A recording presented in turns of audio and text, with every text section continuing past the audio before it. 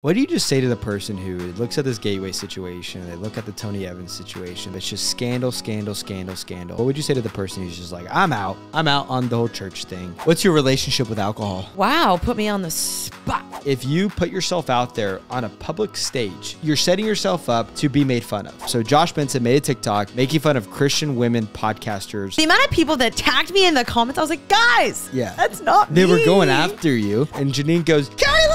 I was like, what? And she goes, let's make a baby.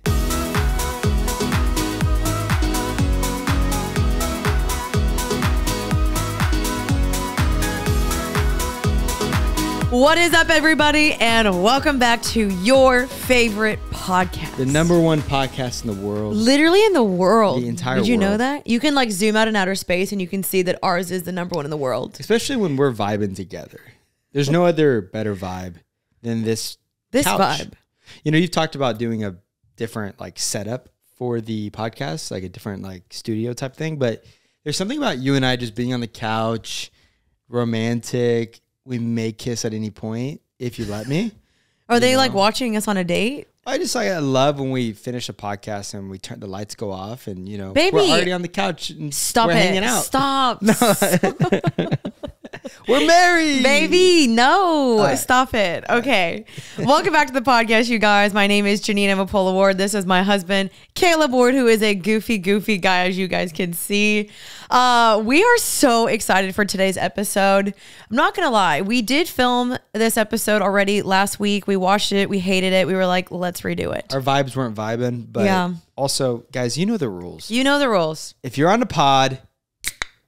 Wait, I need to open up mine too. Open a cold beverage with us. Yeah. This podcast is better with a ice cold drink of your choice. So grab your brother, grab your sister, grab your boyfriend, grab your husband, grab your grandma, and sit down. It's even better when you watch on YouTube or Spotify where like, you know, there's video and you can see it. It's propped up. You got your meal in front of you. Because we're about to get into it. We're going to have fun. We're going to have some fun. So we have one specific topic we do want to talk about. It was based off of the last episode where people wanted to know a little bit more about what it was like me growing up mixed race and growing up with immigrant parents. So we're going to just lightly cover that because I think it'll be interesting. If you want me to go more in depth in this, I totally can, but we're going to touch upon that. Is this like a Q&A? Like, what are we doing? We're just kind of going through some topics that you guys recommended because I posted, of course, on my Instagram. Also, I tried the new Celsius. This is why I have it. I don't drink Celsius anymore, to be honest, but Celsius sent me their new sparkling kiwi strawberry, and it tastes really, really good. But I'm drinking that. So we are going to go through some of the topics that you guys sent us, and it won't necessarily be Q&A. It'll be more like topical. Like, we'll discuss these topics a little bit. There's definitely some things that are on my mind that I want to talk about. Some juicy stuff. Some stuff. Right. And we will, of course, you guys sent a lot. I'm holding up my iPad. I'm an iPad kid now. What's been fun about doing the pod lately, and I think people have been liking it, is you see a lot of podcasts, and I think this is what's cool with what you've done, is you're not just coming in here every Tuesday and just like preaching to people. It's like you're giving your opinion on like current events, things that are happening.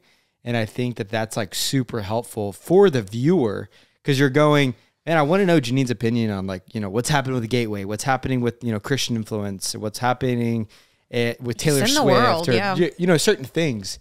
And there's just like a lot of podcasts you don't ever really get to hear their unfiltered opinions plus, you know, what's going on in our life and our relationship. So we're aware that the podcast dynamic has changed, but I think it's really cool because you guys are getting to know us. You're getting to hear more thoughts. Like I will always continue to do topical, bring on guests, do things that are more specific to your needs. Because as I'm looking here, there's a lot of needs that you guys have of like how to handle doubt with God, how to handle being angry with God, like stuff like that. Definitely want to always make sure I'm addressing that. But sometimes it's fun just to sit down and hang out. And if you're going to do a podcast every single week forever, like you're going to get burnt out. There's only so many Christian topics you can talk about. Right. And I get kind of... that aren't overdone. I used to watch a ton of pods back in the day, but I just feel like it became redundant. Like the topics became redundant. And sometimes there's things that I don't speak about because I just feel like someone has walked through it more than I have. And so I don't ever want to just give a false answer. Of course, I can always refer back to the Bible, and I do. But there's some people that genuinely have gone through it or have more experience. And so I usually will refer you to another podcast or at least or a book or something like that. And so that's probably why, if I haven't done an episode, that's maybe why, or I'm just waiting to do it. Yeah, it's like, how to marry an older woman. Like, you're going to talk to me about that. You know what I mean? Like the professionals. You act like I'm 40. I'm a professional in the space. That is true. If you want, if how to date younger. If you're a man, you want to date older. Like, I'm your guy. Like, I'm the Dr. Phil of marrying a woman who's older. One thing that we've gotten on quite a bit is people say that we talk about dating too much. Who said that? But when I scroll through here, y'all want to know about dating, like for kind real. Of, but I feel like a lot of married people listen to the podcast. Well, no, they just want us to talk about relationships a lot. How to make a guy to make a move on you. Like, what do you do when you like a guy? I feel like this iPad is really distracting. No, I'm just going through the questions. All right, no more iPad. Okay, let's get into today's episode. I love y'all. Y'all are the best. Come hang out with us. Get a drink. Get your dog. Get your whomever. What else should they get? A grandma? We went through the list. All right, let's get into today's episode. Okay, guys. Also, this is part 1. We're going to do part 2 to this conversation. So after this podcast, go subscribe to our Patreon where we're going to answer more of these questions. Oh, yes. And it'll be a little bit more candid and unfiltered. A little more safe. Go check it out. So the first question that someone gave us is, do you think marrying someone with a 6-figure income is a necessity? It helps. No, I'm kidding. It depends, man. Totally. It depends. Like, I'm not going to say yes or no. If you take somebody who doesn't have a lot of money and they're already like an angry person, they're already upset, they're already, not a good, like never in a good mood, they're always negative, and then you give that person a lot of money, well, then they're probably just going to be a negative person with a lot of money. But if you take somebody who has always been joyful and they know who they are, that they're confident, they're positive, they're fun to be around, and then you give them a 6-figure income and they make a lot of money. So it just depends. It's like, you don't want to be with somebody who is wealthy who sucks. Totally. Because somebody who's not wealthy can become wealthy. Absolutely. But you also have to know that, like, define what being wealthy is. Because in every circle, like if you take a group of people who make X amount of dollars, their parameters for what's wealthy is above them. True. So no one really believes that. Kind of relative. Yeah, it's relative. And so I would say, like, yeah, you can marry someone with 6 figures. It might help your life. It ain't cheap out here, Yeah, inflation. Things are expensive. And so having money does help certain things. But you don't want, I've seen so many girls get married to men who have a lot of money, and goodness gracious. Oh, yeah. Yeah, I mean, we've preached this over and over and over. Everything is permissible, but not everything is beneficial. So if he has money or doesn't have money, it shouldn't totally matter. What really truly matters is his work ethic, his integrity, his what'd you say? His drive, ambitious. And is he willing to work? Like, say you're pregnant and, funds are getting tight out here. Is he willing to do something to provide for the family, make sure that, the bills are paid, ends are met, that he's like, baby, whatever you need, whatever we need to get done, I will do it. I think that is what is so admirable, is the quality of his work and how he is integritous. Women, when they look at like a man, is your man or the guy you're looking at, is when he's at his job, is he looking to grow? Is he accepting, job opportunities? Is he working towards a bigger dream or a bigger purpose in his life? And so I think that drive is super important as a man too. For instance, we got married and like the first question to you was like, hey, are you going to be okay with, like, maybe sacrificing some things because I'm not going to be home as much because I want to go explore this and I want to work towards this dream to be able to provide for our future. And so that's going to require sacrifice. But I think if I was like lazy and wasn't wanting to push myself to pursue something bigger than myself, I think that is partly unattractive. Oh, yeah. Now, I will say some people are cool with just like, they're 9 to 5, come home, watch TV, go to bed, rinse, repeat. Like that mundane, I respect that too. So it just depends. But I think a lot of men need to be high achieving, not in the sense of like money, but in the sense of like purpose. I really like that. Yeah. That was a good. Okay, well, do what you want with that information. Just anything. Just be wise and process with your friends. And if he has money, great. If he doesn't, great. I think it's just, again, it's so about their character, because money comes and goes. You know, say he loses his job or he goes bankrupt or whatever else happens. Like, you just truly, at the end of the day, it all matters if he's a man of God and full of integrity and character. And truly, that's the message I will preach over and over. Elena asked us, habits to start in your early 20s. So I would first and foremost, I think health is a big thing. I think a lot of people wait until their health declines and then they're like, oh shoot, I need to get, take care of my body and do all these things. I think that's a big habit of like learning how to cook, even if it is like simple meals. Like, okay, I'm going to learn how to cook chicken, vegetables, and rice. And like, I think that's staple. I think so many people just eat out. No, I'm serious. No, I think you're giving me a grin. Like, yeah. I think cooking is important to learn, because as you get older, you're cooking for kids, you're hosting, you're having people come over, and it helps A, save money, B, save calories, and C, just like overall, I think it's just better to learn how to cook. So I think if you can learn how to cook simple meals, I think that's a huge win. I think a huge habit is learning how to be alone. Be independent to where you're pursuing your career, your physical health, your mental health, and your future health. And so investing into those like 4 pillars, I think, is so crucial. So like for like one, like your community, build your habits within your friendships of consistency, the same friends. Like I love this quote. It's like, if there's new people at your birthday party every year, like you got to change some things up. Try to find consistent people and community, because community will compound itself. Your relationships, you guys are all growing. So if you have a tight-knit group of like 3 or 4 guys or girls like in your crew, and you guys do 15, 20 years of life together, you all are going to help each other so much in your life with so many things: physical, mental, financial. You guys are all bouncing dreams off each other. So I would say like that's the number one, like building those habits. Those coffee appointments, the Bible studies, the things like that. Yeah, you are the sum of the 5 closest people to you. So like look around, even if it's 3 people, look around and say, okay, I want to take that from this person. I admire that. Can you tell me more about this? Like Kaleb has a friend who is extremely financially literate, super smart, business owner. He sits with him once a week. Once a week, and is like, teach me everything.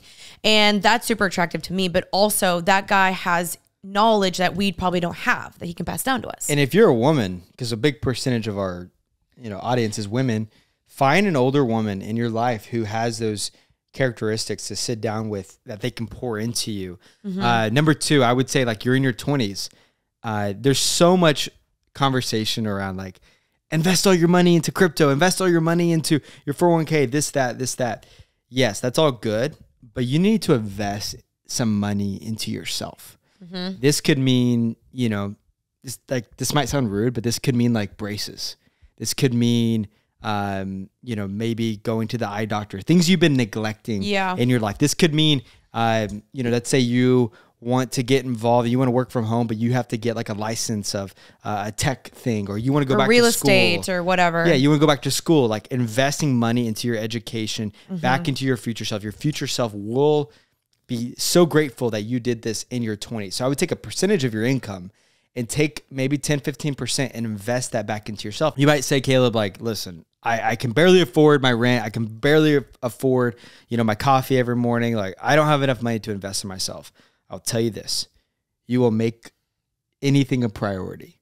And if that means you have to invest into yourself by not going to the coffee shop every morning, for me, it was, eating. I would like, when I was saving money back in the day, living with the bros, paying, cheap rent, and I would do anything to, save a little extra money to invest that back into myself. Yeah, maybe that does mean, you sacrifice wanting that dream 1-bedroom apartment, and you have that delayed gratification. Yeah.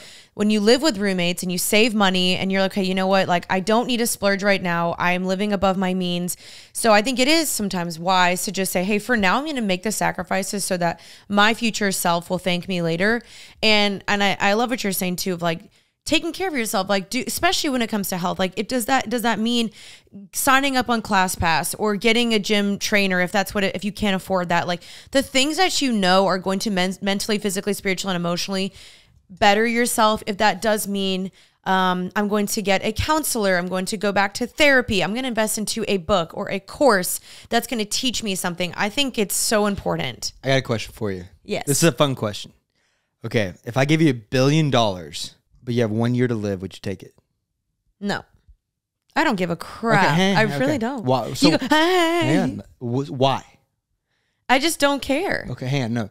Why won't you take the money? Because your life is priceless. Right. That's what I'm saying. I would rather continue to have my memories and my life and my family than $1 billion. So, okay, this is my point.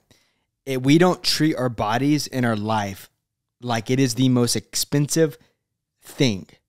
Like our body is a temple. The odds of you being born is crazy. The fact that you have a living body, that you are able to wake up, go to work, like be hyped about your life, be hyped about your goals, what the Lord has done, all the things. So when I tell people like, hey, invest into yourself, they like have a hard time understanding that. But I'm like, dude, you literally get one shot of this. And this isn't, I'm not preaching this like, I get we're going to die and go to heaven one day. Right. But I also think that taking care of yourself isn't a sin. And I would almost say that the way we're living as an American culture is sinful because we're not taking care of ourselves. Well, okay. This is a whole nother conversation. Yeah. Because I do think there's two sides of the coin where there is the overly self-love, self-me, self-everything. And those people are taking care of themselves a little too much. Like we don't have a selfish problem. Like we are all innately selfish. So when we say invest in yourself, we are saying also to always still keep in mind that eternally, that's always going to matter more. And you're also doing those things so that you can bless other people more. Like we try to invest into ourselves. We both listen to books all the time, podcasts, like constantly reading our Bibles, like really trying to educate ourselves more so that in turn we bless other people. Yeah. And I think that's also the gift. It should never just be only about you. It should always be, how will this bless other people back or advance the kingdom? And I think that's the lens that we should try to stay focused on. Yeah. And I'll wrap this pillar up with, this is the best time to invest in yourself in your 20s, because when you're in your 30s and 40s and you have children and different things, like it's not about you anymore. Yeah. And so the last point I'll make is investing into like your retirement, your 401ks, your Roth IRAs. You know, a lot of companies are offering, you know, they match a certain percentage of your income, and it can seem so dumb. Like you're in your 20s, you're like, dude, life is expensive. I don't want to invest into my 401k. Dude, you're going to hit 50 before you know it and not realize it's coming. And I've met so many 50-year-olds who have millions of dollars because they just invested $100 a month when they were 22. They had no money, 22 years old. They just started paying down debt. Dave Ramsey method. It's not popular. I know a lot of people don't like Dave Ramsey, but you invest money into a 401k or a Roth or mutual funds, you know, your money just compounds and the interest is crazy. And well, I kind of want to do another episode on this because I want to do like financial literacy for beginners. I think that would be an amazing episode. We tried to get someone from, I think we're going to get Dave Ramsey's daughter on. Yeah, we're going to try to get her on. She was going to come on, but she couldn't make it work. So we're going to still try to make that happen. But we'll do a whole other episode on this because I think this is an important topic and many people don't know how it works. I didn't either. I ended up getting a financial advisor because I was like, I don't know what I'm doing. Help me. So we got your back. We will do another episode on that. But overall, love God, love people. I think that's another good episode. Habits for your 20s. Yeah. We'll come back with more thoughts, more thought out thoughts on that. That was good. Okay. So we wanted to talk about this a while ago and we were just kind of waiting for the right time. So Hearts of Joy asked, being in an intercultural marriage / relationship.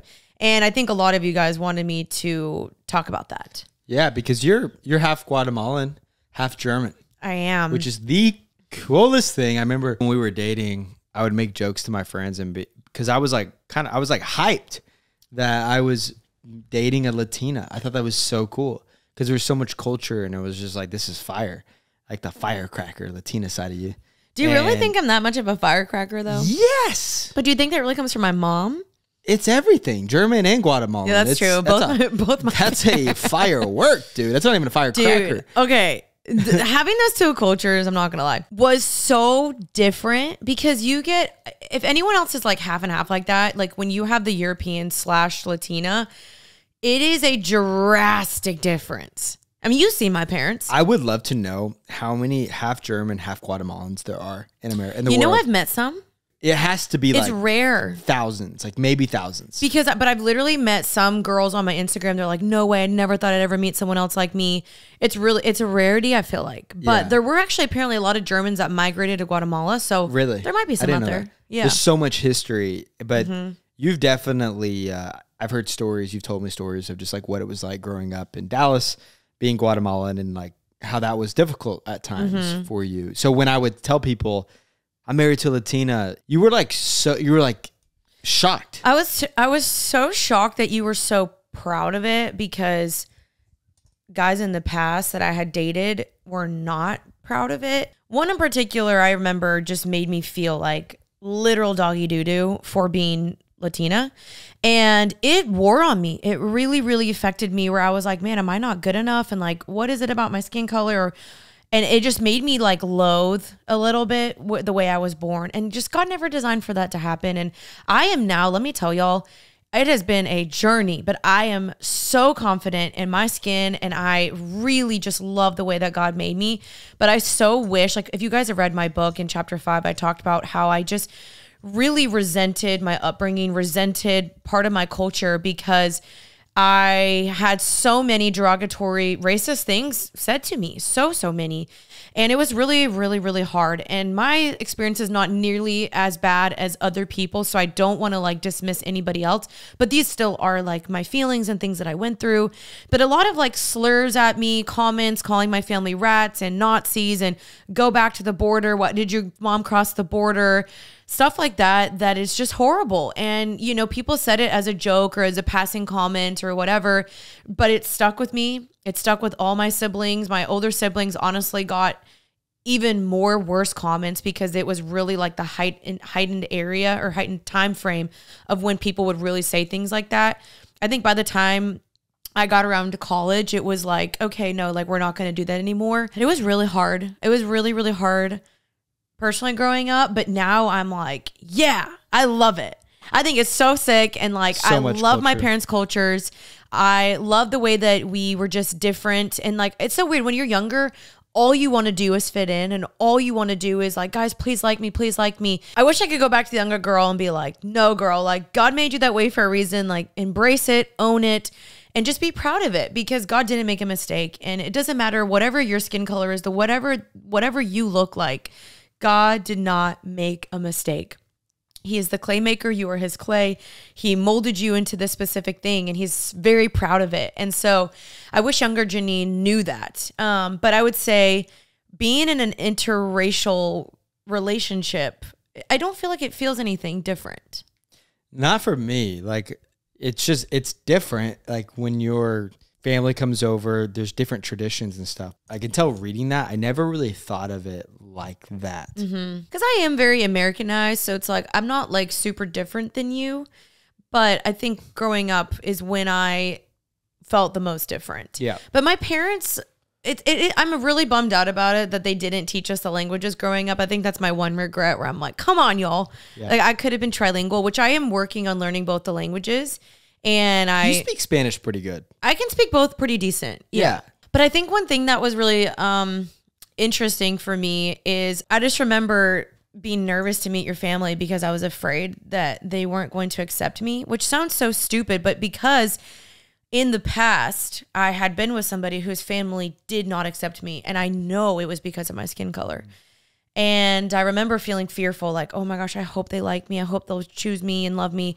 And they didn't even bat an eye. It was not even like an issue for your family doesn't even see me like that. My cousins, two of my cousins married a girl and a guy from Brazil. You know, they speak Portuguese. And your mom is married to... yeah, he's half Native American, half Mexican. And so, yeah, we have a lot of culture that we've married into. Yeah, and so it's really cool. And my parents were so like, from a very early age, I think because my dad took me to a lot of places. We traveled a lot. He was an attorney in Oklahoma City. I really just like grew up with a very wide variety of cultures around me, playing basketball, getting to meet all sorts of types of people who look different than me. And honestly, like I kind of always like thought other people were cooler. They had more culture. They had more things, you know, traditions with their families and stuff like that. And so your family has opened up this whole new realm of like things to do, and Christmas looks different and Thanksgiving looks different. And that's like awesome to me. I honestly personally really love it. I love that you have more the traditional holidays. My family always has a twist on our holidays because my parents aren't American, and so we never had super traditional holidays. And so it's cool kind of having that balance. And our kids are it's gonna be interesting. I was just gonna say, it's gonna be. I cannot wait to see what our kids look like. I think our kids are gonna be. I don't even know what they're. It gonna could look be. like. It's so random. It could be anything. It could be blonde. It could blue be eyes. dark. It could look like my mom. Because your sister has a blonde, blue-eyed. Because your dad's blonde, blue-eyed. My dad was blonde hair, blue eyes as a baby. So my sister's son is blonde hair and blue eyes and looks nothing like her. Yeah. But I think that's something I'm really excited about. But hang on, I want to expand upon that. But like he or she could be like very like dark. Because I have a little bit of Native American in me. You have like an 8th or 16th or something. I honestly don't know. My grandpa has, I think, a 8th, but I'm not sure exactly. But I get really dark in the summer. And so like I just can't wait to see. Honestly, like I'm excited to see what our son looks like, but our daughter. It's gonna be so cool. Like I can't wait to be a girl dad. Like whatever they look like, I think it's just gonna be so sick. I think we're gonna have a daughter first. I don't know. I think it's gonna be a boy. I think it's gonna be a girl. All right, shake on it. What's the bet? I don't know. All right, y'all let us know the bet. Figure us comment down below if you think we're having a girl or boy. I think it's gonna be a boy first.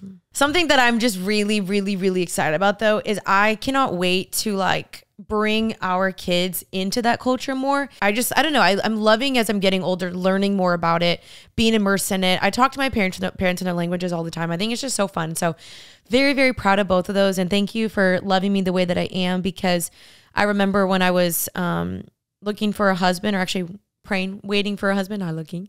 I wrote in my little list, I was like, I want someone to love me for me and accept me and my cultures. And you did. You didn't even bat an eye. And I just thought that was such a blessing.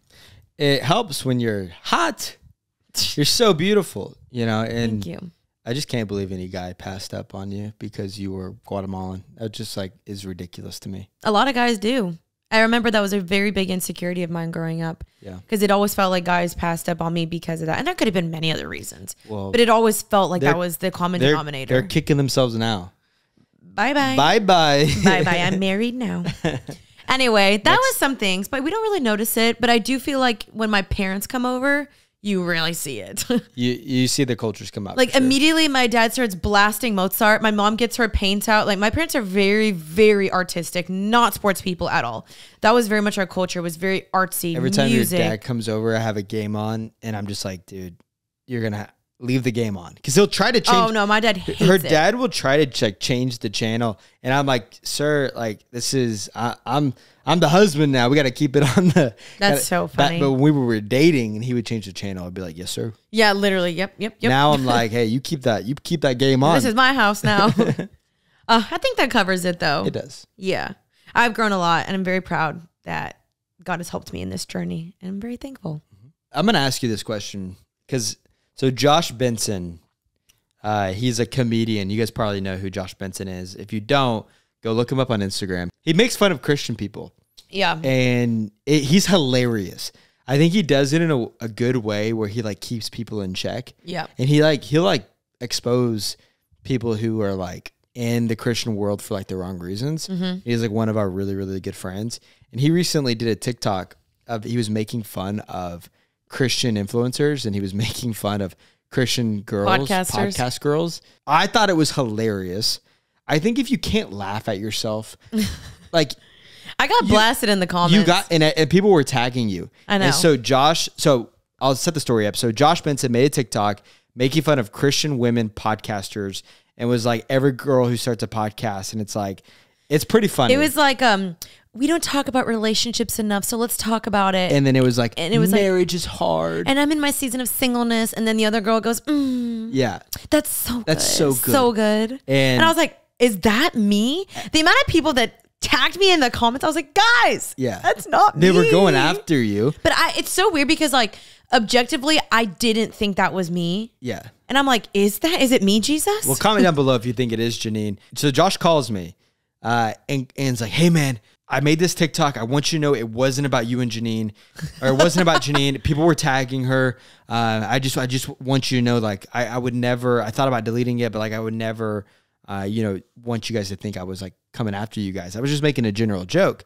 And I was like, Josh, we should be able to laugh at ourselves. Oh, and I did. I think Christians take themselves too seriously. And I think if you put yourself out there on a public stage, you're setting yourself up to be made fun of. And that's okay. Like, that is okay to be made fun of. I think, because I like the comedic aspect of stuff. Just like we joke around, we talk about people, we say things and we joke around. But Josh Benson leads me to my next question. What do you think on Christian commentators commenting about Gateway, commenting about Carl Lentz, people who have a Christian platform, who either use their platform to make fun of people or use their platform to expose people? Like, what are your thoughts on that? Because we're seeing a lot of... Yeah, there's a rise of that for sure. Yeah. It is kind of difficult. It's a double-edged sword because in one hand, people are profiting off of someone's downfall, and that's a little weird. Yeah. Where it's like, if someone downfalls quickly, you got to get those cameras rolling, film, get the viral video. I got to be the first one out. And I mean, these people are making money. Yeah. And so I understand, but also some people are genuinely doing it because they want to provide another opinion and they want to give someone a solution that maybe is struggling and doesn't know how and what to think about a situation. Maybe when it comes to Gateway, when it comes to Carl Lentz, whatever. So I don't think there's anything wrong with it because especially if you are going to be in the public eye, you're a pastor, you're a public figure, or whatever, you are subjecting yourself to criticism in the outside opinion because you're on a platform and you're on a stage. Give me your give me your unfiltered opinion. This is my unfiltered opinion. Okay. I really don't think there's anything wrong with it. Yeah. But I don't know. I don't like it if someone is going to be overly critical, overly judgmental, if they don't know the other side of the story and they're just like, oh, they did this and I bet they did this. I think you always want to kind of be a little bit bipartisan. Bipartisan, is that the word? Yeah. And always try to see from the other side, but do give your biblical opinion. Like, I will respect anybody if what you say lines up with the word of God. And that's where I can agree. Like, we like watching Ruslan, and I think he's fascinating. Ruslan KD would be a dream guest of mine. We can make that happen. He is awesome. My opinion is, for too long, there has been Christian people in this world who have we made it to where there was like no accountability and no one, because you were a Christian, you weren't allowed to commentate or talk about the things that are going on. And I just disagree. I think people, you can have a YouTube channel and yeah, we shouldn't gossip and we shouldn't slander. I agree for sure. But in the same way, like news organizations talk about current events, they talk about things that are happening.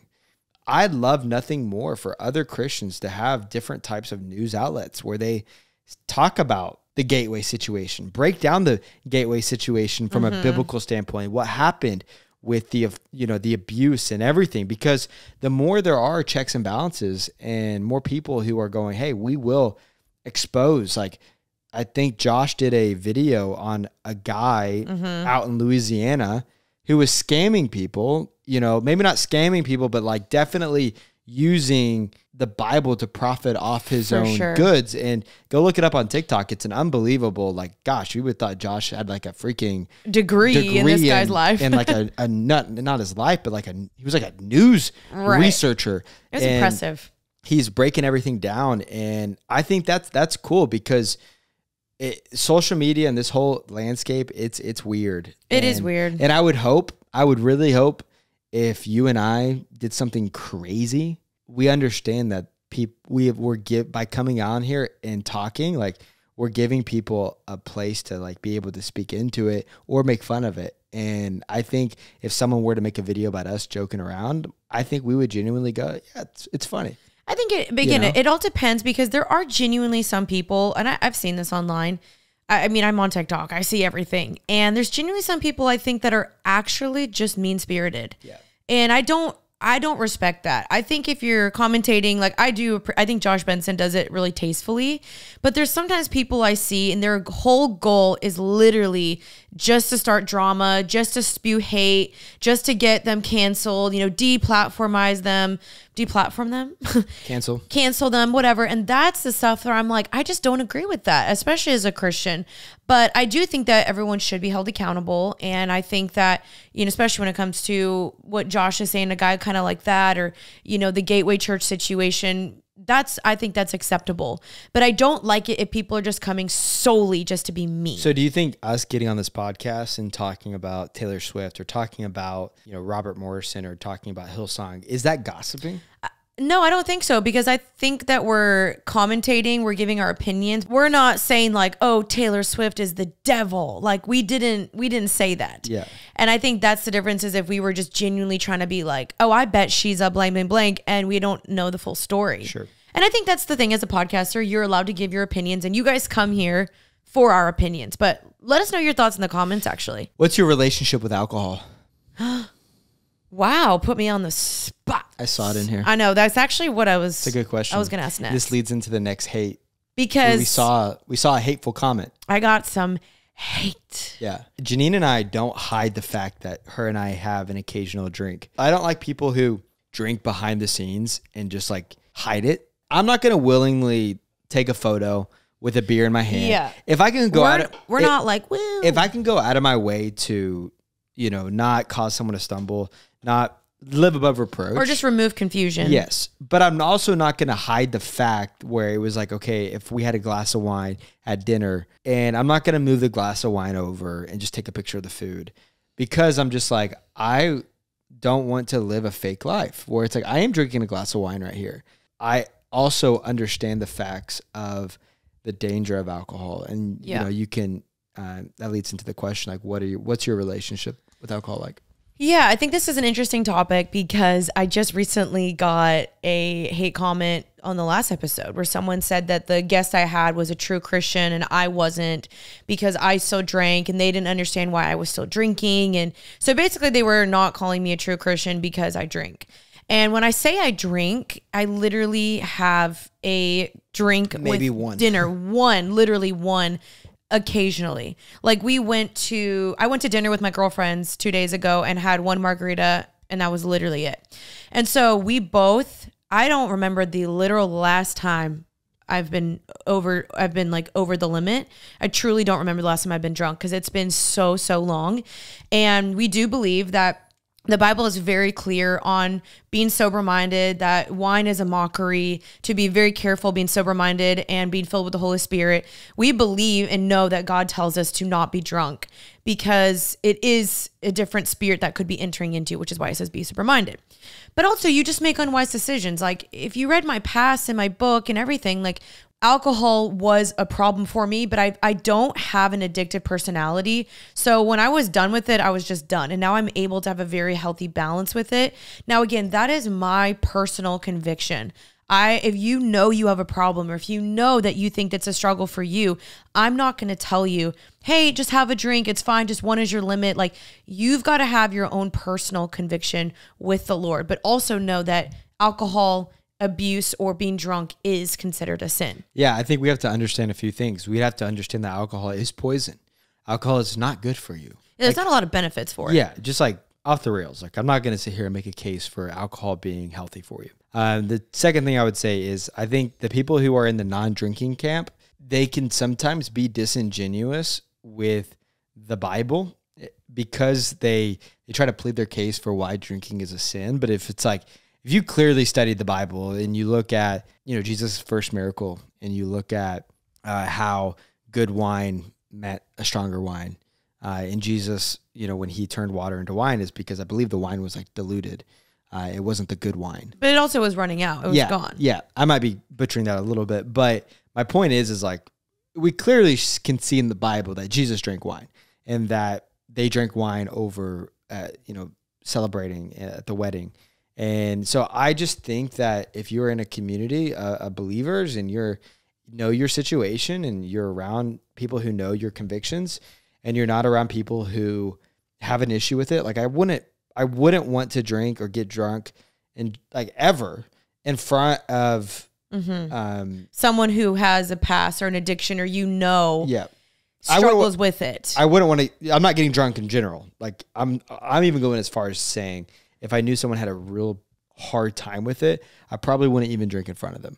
And on top of that, like we're very careful even now with the environments that we're in, even if it has the appearance of sin. Yeah. So for example, like we don't go out. We never go out. If anything feels too overly clubby or party vibes, we're like, oh shoot, you know, we don't even want someone to see necessarily, because we're like, we don't want to give the wrong impression. Yeah, I've had many moments where you go to a guy's, you know, birthday dinner or whatever it is. It's like, oh, we're going to go hit a few bars. And I'm just like, I'm going to go home. Like, I'm not saying you're in sin if you're doing that, but for me personally, it's like, if someone saw me, a married man, at a bar at midnight, it just looks weird. Well, even like last night or 2 days ago, whenever I went to go get dinner with my girlfriends, there's this new restaurant called Culinary Dropout, and it was really great. So we went and got dinner, got a drink, heard there was a rooftop. We're like, oh, let's go upstairs once we finish dinner. We get upstairs, and it was like 100% party vibes. I mean, all of Dallas was there, DJ was there, and we both walked in and we were like, okay, this was cool. And then we're leaving. And then we left. And so even for like us, like, A, when you get married, it's just different. You don't really want to be in that as much anymore. And B, I just was like, man, I wouldn't want someone to like kind of get the wrong impression. And so I want y'all to know, like, we don't abuse alcohol. We really, truly have a drink together, and then that's it. So we're not ever trying to hide, because we don't want you guys to think we're hypocritical, where we're like, no, we don't drink. And then you saw us out in public, or you saw me in a photo and you're like, oh, she's a liar, a fraud. But we truly do believe that we can enjoy alcohol, but we don't abuse it. And we could cut it off if we ever needed to, truly. Yep. The next question is a heavy one. It's a deep one. It's a sad one. It's really affected our community in Dallas, especially. We've been hit with two big scandals with churches, one being Tony Evans and the second one being Robert Morris at Gateway Church. Just want to get your thoughts on, you know, you're obviously a Christian voice in this, you know, world, and have a very strong, you know, platform for the young adults. And so what do you just say to the person who looks at this Gateway situation, they look at the Tony Evans situation, they saw what happened with Hillsong, every time they look up, it's just scandal, scandal, scandal, scandal, business, business, business. Church looks like a business. It looks like a potential money grab for some people. Like, what would you say to the person who's just like, I'm out on the whole church thing. I'm cool with Jesus, but I'm going to go to a house church. What would you say to that? Oh man. I mean, it's so heavy, and it's really disheartening as a Christian, and you're watching this happen, and you're afraid that this is going to cause many people to fall away from the faith. And that is why leaders have a higher standard and calling on them, because of the impact that you have on these people. Ripple effect. And yeah, the ripple effect, or like people being like, I'm so confused. I watched you from the pulpit for 40 years. This comes out. Is anything you said truthful? Is anything that you said, can I even trust you at all? And I think that is what we're seeing, and I think it's really disheartening. And so, yeah, basically what we're talking about is the Robert Morris situation, where he was caught. He had SA'd a 12-year-old girl when he was 20 years old. And it just came out. And I think they had allegedly had tried to deal with this offline for a while, like years ago. But I think she was still really struggling and wanted him to actually be charged for it. And now that's coming out. And I don't know I don't want to misspeak with the details of it. I think what we know for sure is that for 4.5 years, he had an inappropriate relationship with a 12-year-old. Literal child. Just a child. Despicable. And I think when the church first made a statement, they said young lady. It was something like that. Yeah. And it was a young girl or whatever it was. It's like, no, it was You're a 12-year-old. Like, you mean a kid? Yeah. And yeah, I guess the father found out, and there some, like, all the details are out there. You guys can go look them up. Right. But yeah, it's just like, there's so much debate whether he should have been allowed to stay in ministry. The fact that people didn't know this happened. She had to deal with the consequences and the trauma from that, and he gets to go just be this famous pastor for 40 years. And right. Not saying that God didn't still use the ministry, but it's just like, if I wasn't Christian, Janine. Mm-hmm. And I get it. I think that there is at 100% a righteous anger, and there should be, because this is wrong. It is wrong. It is abuse. It is taking advantage of somebody. And so there is a righteous anger when you're like, dang, bro, why? Like, why'd you have to do that? And I know it happened, 40 years ago? It almost makes it worse that it was 40 years ago and it's gone this far. It's gone. Not the abuse went on this far, but the secrecy or whatever. Yeah, or just like, and maybe he like morally, like, yeah, I got through it or something. But I just feel like if you're a pastor and you're around kids in ministry, because wasn't charged with the crime. He wasn't charged when this happened. But if he was charged, he'd be a registered SA offender, and he would never be allowed to be in ministry. It's heartbreaking. But like, I guess my question still to you is like, okay, what's the game plan? Like, do you think church as we know it, the hype, charismatic movement is like, it's like moving into more reform, more house churches, more? I think at the end of the day, people just want God. They want Jesus. They want the truth. They want none of the fluff. It's like, get rid of the fluff. We went from it being super, super traditional where people were like, church is boring. I want nothing to do with it. So then people were like, okay, we want to make it fun and hype and get more young adults to come. And that's where we're at. We were at that for the last 4 years of like hype church. And now we're seeing a lot of things come out where things were not in check. There were not checks and balances. There were not accountability. There was people getting away with way too much stuff. That's all coming out. So now people were like, ew, we don't want it. Next, and they're swinging to the other side of the pendulum where now it's like, just give us Jesus, give us the truth, give us the Bible, and that's great. Yeah. I think that's where we need to be. And so I think God is cleaning out his church, and I think that's been a prophecy for a while, and this is going to keep happening because the Bible is very clear that what's done in the darkness will be brought in the light. Even if it's 40 years later, it will come out. And so I think for anyone that's listening and they're disappointed, we're right there with you. We are disappointed also. And it is disheartening to see a pastor who, is leading all these people and is on the stages and pulpits, this happen. I feel like every time, because you guys know, if you've listened to this podcast, you know that I have been through the ringer when it comes to just churches, and I've seen it all. It's like every time I feel like I'm getting through it, I'm getting back into trusting churches again, trusting leadership, all the things. Something like this keeps happening, and I'm not putting too much of an emphasis on men, because I know men are sinful, men are flawed, but I'm wondering if the structure and the culture that we're creating is creating monsters. Is the current structure of the evangelical church movement, is it even like biblical? Not even biblical, but is it like, are we having to like do the most to get people to come to church? Does the fog have to hit at the right point? Does the lighting have to hit your eyes in worship? Do we have to have the best singers? Do we have to have like artificially, like, it feels like, do we have to get the right speakers there or people won't listen? And Francis Chan talks a lot about this. It's why he, I think, left his church, 15 years ago, because he was like, I think it's becoming too much about me. Mm-hmm. And I'm not I believe in the local church. I believe in the local body. I believe in serving your community and being where more are gathered, lifting up your hands for the Lord. Like, that's important. But I think we've created something where Paul would be given the letter. Oh, he would have sent a letter to Dallas, Texas a long time ago. Yeah. But I don't know.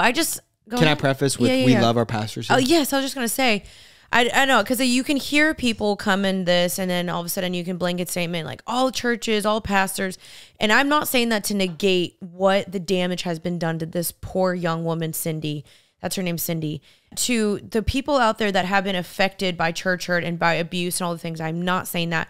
But I always want to be careful, because I don't want to be a cynical Christian who comes on here and makes you have a distaste for Christianity, for Jesus, or for church, because we do believe in church. We do believe in ministry. We believe in our pastors. We have some amazing pastors here who are walking. I know, because I've seen this happen and it's done well, where we've seen pastors who have all the right checks and balances, accountability, people on their team to make sure that something like this doesn't happen. Yeah. And so I think that's when it's dangerous when we become our own idols and we worship ourselves, or we don't have that. We're like, I'm invincible. Nobody can touch me. I'm the lead pastor here. Like, we were at a church where the own senior pastor who literally started the church got removed by his own elders. And I think that is kind of biblical.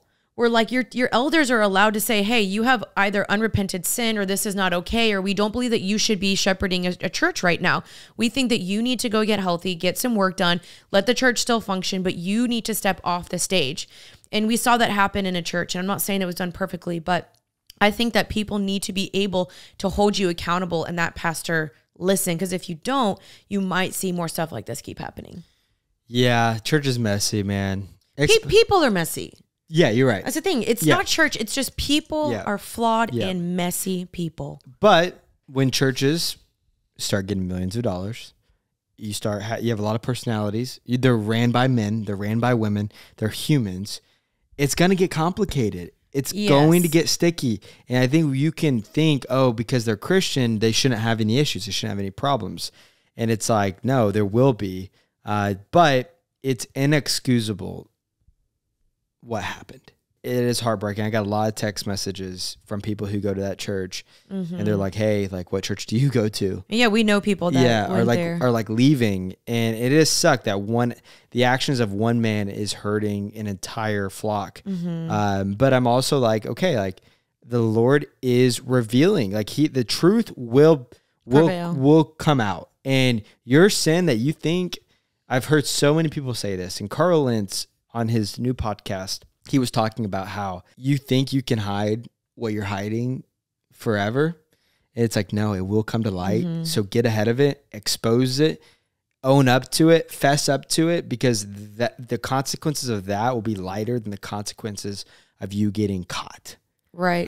If you come with a true repentant heart. Yeah. Like if you just came forward and you were like, guys, I made a huge mistake. I messed up. I can't believe I did this. Like, please help me, versus like someone coming forward and exposing you. I literally said in my book, expose yourself before your sin exposes you, because your sin will be exposed. It's biblical. It's sad, but I believe that God is a righteous God, and I believe that God is a God that loves justice. So whether we see justice on this side of eternity or the next, he will stand before God one day. All of us will stand before God one day and take an account for everything that we've done. And so it's easy to, point fingers, but all of us will one day have to stand before God. Yeah. And yes, some people, of course, their effects, like my own personal sin, like me cussing, me sinning, whatever, like that's not necessarily harming anybody. That just makes God mad. Like God, not mad, but he's like, dang, like I'd rather you not have unwholesome talk come out of your mouth. But other people's sins genuinely affect someone else, and that is the problem. God is a God of justice, and so justice will be served, and we don't know what's going to happen in this situation and all the other situations that we don't know that haven't been exposed yet. God will be a God of justice. Okay, that was so heavy. Those are some of our thoughts. And Let us know your thoughts down below too. And if I misspoke, I'm sorry. Yeah, me too.